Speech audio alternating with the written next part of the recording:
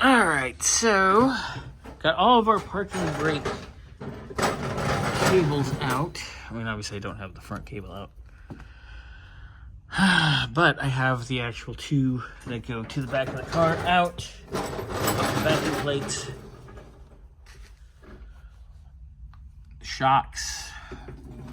As soon as we lower the car down, I will go up and pull the nuts off that. Have the leaf spring plates off.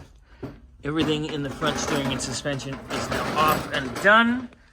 I'm going to go over to the vise and put the spindles in the vise one at a time so we can get them damn ball joints out of the top of the spindle.